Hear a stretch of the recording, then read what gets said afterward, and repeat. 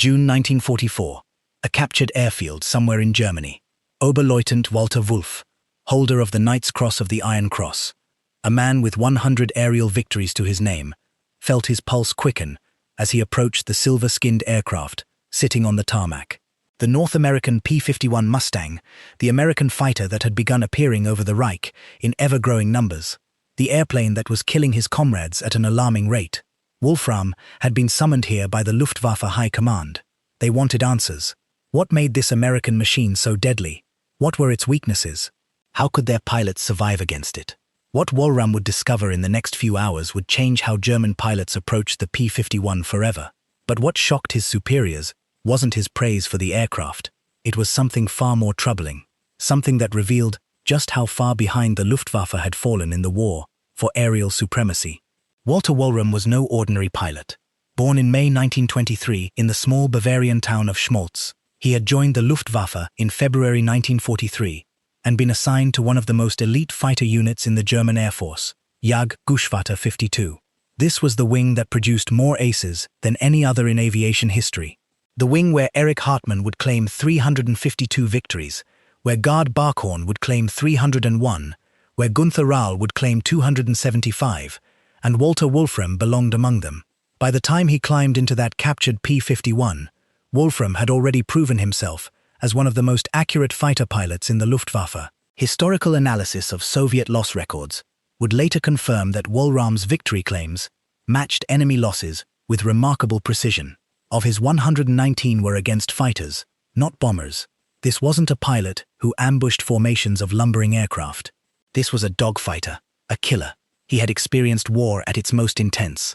On May 30th, 1944, just weeks before this evaluation flight, Wolfram had claimed 11 aerial victories in a single day over the pesky oil fields. 11 aircraft destroyed. He became what the Luftwaffe called a double ace in a day. Then on July 16th, he did it again, claiming 10 aircraft shot down near Kamyanka, northeast of Lviv. He flew the Mesmid Bf-109G. He knew every quirk of that aircraft, every strength, every weakness. He had been shot down 3 times, wounded 4 times. He had made 12 emergency landings. He had even sunk a Soviet gunboat. He understood aerial combat at a level that few men on Earth ever would. This was the expert the Luftwaffe chose to evaluate their greatest fear.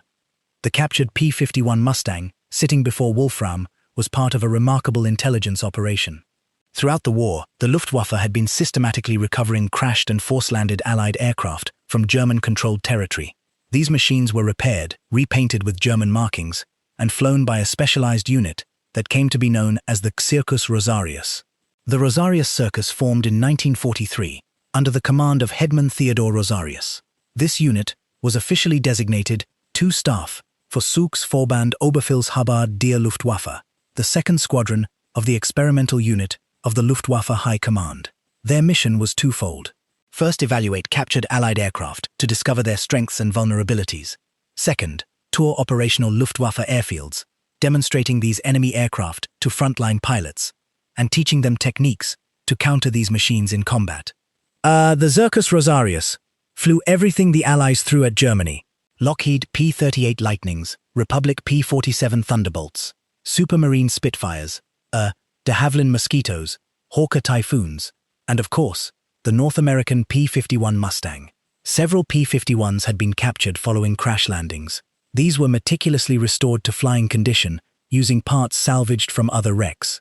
The aircraft were repainted with German markings and bright yellow undersides, tails, and nose sections. This distinctive paint scheme ensured that German anti-aircraft crews wouldn't open fire on what appeared to be an enemy fighter flying over the Reich.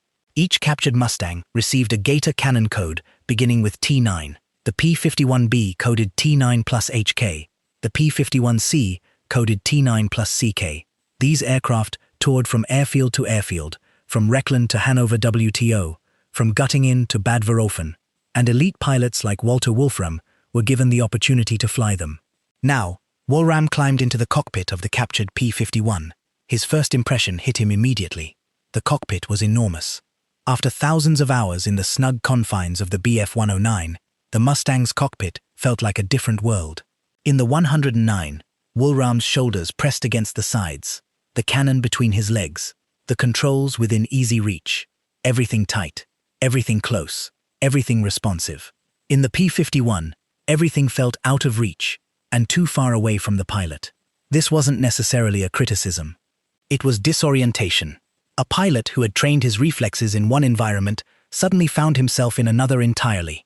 The muscle memory that kept you alive in combat, that allowed you to react faster than conscious thought, was suddenly useless. Woolram would later describe this sensation explicitly. During the war, I had the opportunity to fly captured P-47s and P-51s. I didn't like the Thunderbolt. It was too big. The cockpit was immense and unfamiliar.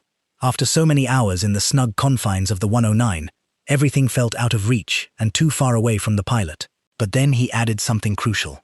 Although the P-51 was a fine airplane to fly, because of its reactions and capabilities, it too was disconcerting. Here was a man with 100 victories, acknowledging that the P-51 was a fine airplane. He didn't dismiss it. He didn't underestimate it. He recognized its quality while explaining why German pilots found it alien compared to their own machines. This psychological dimension was critical intelligence for the Luftwaffe. German pilots transitioning between aircraft experienced the same disorientation in reverse. When they encountered P-51s in combat, they needed to understand that the American pilots had tremendous situational awareness from that spacious bubble canopy, that they had room to move and adjust, that they weren't cramped into a claustrophobic metal coffin. But the cockpit was only the beginning of what Wolfram discovered. When Wolfram pushed the throttle forward and the Packard-built Rolls-Royce Merlin engine roared to life, he felt something that changed his understanding of what aircraft could do. The Merlin V1650 was a masterpiece of engineering. A liquid-cooled V12, producing 1,590 horsepower at combat ratings. It featured a two-speed, two-stage supercharger that maintained power at altitudes where the Bf-19's Daimler-Benz DB600-05 engine began to struggle. The supercharger engaged automatically, responding to changes in altitude without any input from the pilot. The fuel mixture adjusted itself. The aircraft simply produced power on demand, regardless of how high you flew. The P-51D could reach a top speed of 437 miles per hour. It had a service ceiling approaching 42,000 feet, and its rate of climb, while not matching the Bf-109, was more than adequate for the tactical requirements of escort fighting.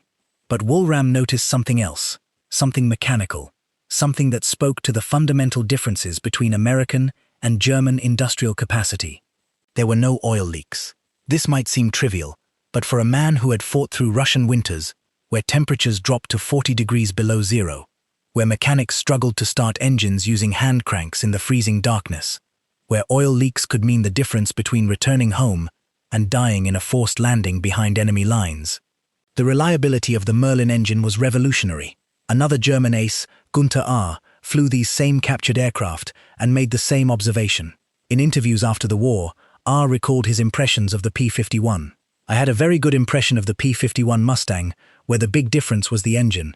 When we received these aircraft, we flew about 300 hours in them. In the P-51, there was no oil leak, and that was just fantastic. This wasn't just reliability, this was industrial superiority. While German ground crews struggled to keep their Bf-109s flying, with diminishing resources and worn-out parts, American factories were producing Mustangs at a rate of more than 100 per week. Each one precisely machined, each one virtually identical, each one ready to fly thousands of miles into the heart of the Reich." Rahl continued. "I was also very interested in the electrical starting switches, which we did not have. This made it very difficult in starting our engines in the Russian winter. We had the inertia starter. The inertia starter, German ground crews had to physically crank a flywheel to build up enough rotational energy to turn over the engine. It was exhausting work, especially in brutal cold. Meanwhile, American pilots simply pressed a button. These weren't combat capabilities. They were logistical advantages. And in a war of attrition, logistics determined everything. As Woolram climbed and maneuvered through the German sky, he began to understand the P-51's secret weapon. It wasn't just the engine. It wasn't just the comfortable cockpit. It was the wing. The North American engineering team, led by chief designer Edgar Schmood, had done something revolutionary. They had designed the P-51 with a laminar flow wing, developed in cooperation with the National Advisory Committee for Aeronautics. The NK-45-100 airfoil was shaped to maintain smooth, orderly airflow over a much greater portion of the wing surface before that airflow turned turbulent. In theory, This could reduce wing drag by an astonishing 25 to 50% compared to conventional airfoils. In practice, the results were more modest. Manufacturing imperfections, battle damage, dirt, rain, and even insect debris could disrupt the laminar flow, but even without achieving full theoretical performance, the Mustang's wing gave it advantages that Wolfram could feel immediately. The aircraft was slippery. It cut through the air with a smoothness that the Bf-109 couldn't match. At high speeds, particularly above 320 miles per hour, the P-51 was in its element. The controls remained responsive. The aircraft felt stable and confident. But the laminar flow airfoil had another advantage that wouldn't be fully understood for years. By complete serendipity, the shaping of a laminar flow wing was also excellent for reducing drag at high Mach numbers. The P-51 had what engineers would later call a superior transonic wing. Its critical Mach number, the speed at which compressibility effects began to cause dangerous handling problems, was higher than any German fighter. The P-51's tactical Mach number was 0.78. The Bf-109 and FW-190 both had tactical Mach numbers of only 0.75. The P-47 Thunderbolt was even worse at 0.71, and the P-38 Lightning at 0.68. What did this mean in combat?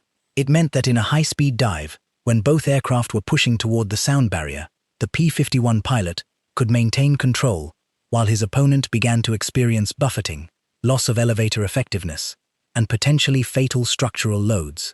At the high altitudes where escort fighters operated, typically 25,000 to 30,000 feet, this was an enormous advantage. Wolfram also tested the P-51's turn performance. Here, the Bf-109 held its own. Both aircraft could outturn each other under the right circumstances. The 109 was better in low-speed turns, its slats deploying automatically to maintain lift as the aircraft approached stall. The P-51 was better in high-speed turns, its heavier construction and responsive controls maintaining energy through extended maneuvering. Kurt Buigen, the third highest-scoring German ace on the Western Front with 112 victories, later summarized the comparison. We would outturn the P-51 and the other American fighters with the Bf-109 or the FW-190. Their turn rate was about the same. The P-51 was faster than us, but our munitions and cannon were better. This was accurate as far as it went, but it missed the critical point. The Bf-109 might turn better at low speed. It might have more powerful armament with its 20mm cannon and 13mm machine guns, but none of that mattered if the P-51 could simply refuse to engage in a turning fight. The American pilots understood their aircraft. They knew to keep their speed up, to dive and zoom, to use their superior performance above 25,000 feet. They knew that time was on their side. The P-51 carried enough fuel to fight for hours. The Bf-109 had perhaps 90 minutes of combat endurance. And that endurance was the P-51's ultimate weapon. What Wolfram reported to his superiors wasn't just technical data. It was strategic intelligence of the most disturbing kind. The P-51 Mustang, with its combination of performance and range, could do something no Allied fighter had ever done before. It could escort bombers all the way to Berlin, all the way to the heart of the Reich, all the way to targets that the Luftwaffe had believed were beyond the reach of American fighters. This transformed the entire strategic equation of the air war. When the 8th Air Force's heavy bombers had flown unescorted, they had suffered catastrophic losses. On August 17, 1943, a raid on the ball-bearing factories at Schweinfurt cost 60 bombers, 600 aircrew killed or captured. On October 14, 1943, another Schweinfurt raid lost another 60 bombers. The Americans called it Black Thursday. The P-47 Thunderbolts and P-38 Lightnings that escorted the bombers could only reach the German border before their fuel forced them to turn back. The Luftwaffe simply waited. They positioned their fighters beyond the range of American escorts and tore into the bomber formations with impunity. The P-51 changed everything. With two 108 external drop tanks, a P-51D could fly 1,650 meters. That was enough to accompany bombers from England to targets in western Poland and back. That was enough to reach any city, any factory, any airfield in Germany.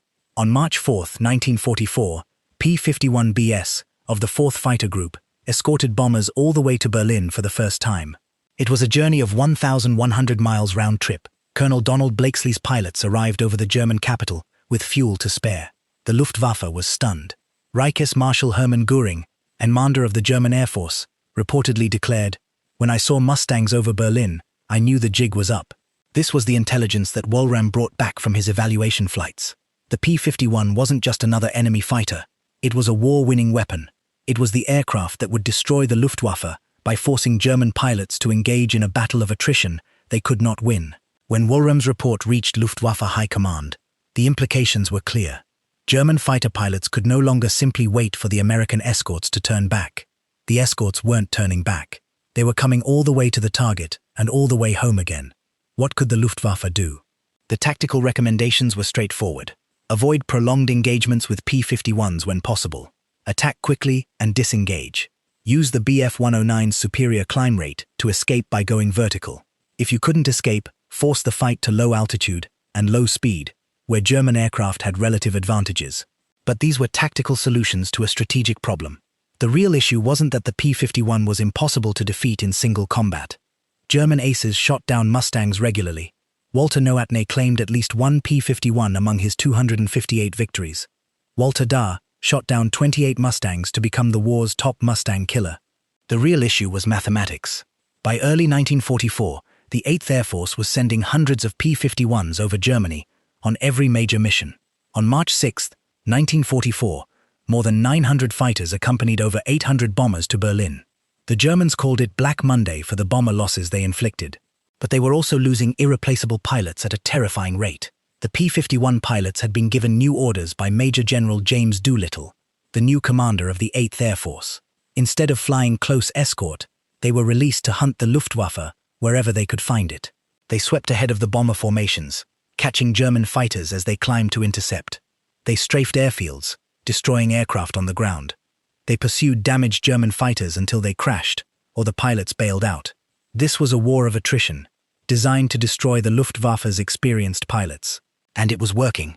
During Big Week, a massive bombing offensive in February 1944 that targeted German aircraft production facilities, Mustang pilots destroyed 17% of the Luftwaffe's experienced fighter pilots in air-to-air combat in a single week. These pilots couldn't be replaced. Germany was producing more aircraft than ever, but the pilots to fly them were dying faster than new ones could be trained. By mid-1944, the average German fighter pilot entering combat had perhaps 100 hours of flight time. His American opponent had 400 hours or more. This disparity showed in the statistics. As 1944 progressed, P-51 kills against German fighters rose, while P-51 losses fell. The kill ratio became increasingly lopsided. German aces, with hundreds of victories, found themselves commanding squadrons of terrified novices who lasted days instead of months. Walram himself would survive the war, but barely. On July 16, 1944, the same day he claimed 10 victories in a single day, he was severely wounded. He spent months in convalescence. When he returned to combat in February 1945, taking command of one staff of JG-52, the Luftwaffe he rejoined was a shadow of its former self. When the war ended on May 8, 1945, Walram's unit was at Deutschbrod airfield in Czechoslovakia. They surrendered to the Americans. After 3 weeks in an American prison camp, the entire Jag-Gushwata 52 was handed over to the Soviet Union. Walram was released quickly because of the severity of his injuries, but many of his comrades would not return from Soviet captivity for 10 years. Günter Rahl, who also flew captured P-51s, provided additional perspective on what the aircraft meant for German pilots. In interviews conducted decades after the war, he was remarkably candid about the Mustang's superiority. You could not fly the Bf-109 for 7 hours. The cockpit was too tight, too narrow. The P-51 cockpit was for me a great room, just fantastic. Coming from a man with 275 aerial victories, this was an extraordinary admission. Rahl wasn't claiming the P-51 was more maneuverable or had better firepower. He was acknowledging something more fundamental. The P-51 was designed for the kind of war America was fighting, long-range offensive operations, deep into enemy territory. The Bf-109 was designed for quick scrambles, short engagements, rapid turnarounds. It was a point defense interceptor. It was brilliant at what it was designed to do. But by 1944, the war demanded something else. Rahl continued, I think the best airplane was the P-51. Certainly the Spitfire was excellent, but it didn't have the endurance of the P-51. I think this was the decisive factor. They flew for 7 hours, and we flew for 1 hour and 20 minutes. That makes quite a difference in aerial combat. 1 hour and 20 minutes against 7 hours. This was the mathematical reality that no amount of pilot skill could overcome. Before we continue with the final phase of this story, I want to thank you for taking the time to explore this crucial turning point in the air war over Europe. If you're finding this account valuable, please hit the like button and subscribe to the channel. It helps us tell more of these remarkable stories about the men and machines that decided history. There's another dimension to Walram's evaluation that his superiors found deeply troubling. The P-51 wasn't just superior in specific metrics. It represented a fundamentally different approach to aircraft design. German aircraft were often described as precision instruments, designed by engineers who prioritized performance above all else. The Bf-109 was small, light, and incredibly fast for its size, but it was also cramped, difficult to manufacture, and hard to maintain. The P-51 was designed for profitable mass production and operational effectiveness from the beginning. Its wing, despite being aerodynamically revolutionary, was also among the simplest to manufacture. It had a trapezoidal platform with straight leading and trailing edges. This not only reduced production costs, but also improved manufacturing accuracy, which helped achieve the aerodynamic efficiency the design demanded. The entire airframe was divided into 5 main sections: forward fuselage, center fuselage, rear fuselage, and 2 wing halves. Each section was fitted with wiring and piping before being joined. This modular approach meant damaged aircraft could be repaired quickly by swapping entire sections rather than laboriously fixing individual components. North American Aviation built more than 15,500 Mustangs during the war. More P-51Ds alone, over 8,300, were produced than all variants of many other fighters combined. American factories were turning out aircraft at rates that German industry, increasingly hammered by strategic bombing, simply couldn't match. This was the broader lesson that Walram's evaluation revealed. The P-51 wasn't just a better fighter. It was a symbol of industrial capacity that the Third Reich could never hope to equal. What happened to the men who tested these captured aircraft? Walter Wolfram survived the war with 119 of them against fighters. 119 of them against fighters. He was the 74th Luftwaffe pilot to achieve 100 victories. He had been wounded 4 times, made 12 emergency landings, and received the Knight's Cross of the Iron Cross on July 27, 1944. After the war, Walram couldn't stay away from the sky. He became an aerobatics pilot, competing at the highest levels of the sport. In 1962, he won the German National Aerobatics Championship. He took second place in 1961, 1963, 1964, and 1966. He died on August 26, 2010, at the age of 87, in Schwabach, Germany. Gunther Rall became one of the most important military aviation figures of the post-war era. He joined the new West German Luftwaffe in 1956, and eventually rose to the rank of lieutenant general, serving as commander of the German Air Force from 1971 to 1974. He died on October 4, 2009, at the age of 91. Both men lived long enough to reflect on what they had experienced. Both were candid about the capabilities of their opponent's aircraft. Both acknowledged that by 1944, the Luftwaffe was fighting a losing battle against overwhelming material superiority. The P-51 Mustang went on to become arguably the most celebrated fighter aircraft of the Second World War. During the conflict, Mustang pilots claimed 4,950 enemy aircraft destroyed. The aircraft served not only with the USAF, but also with the RAF, the Royal Australian Air Force, the Royal Canadian Air Force, and numerous other allied nations.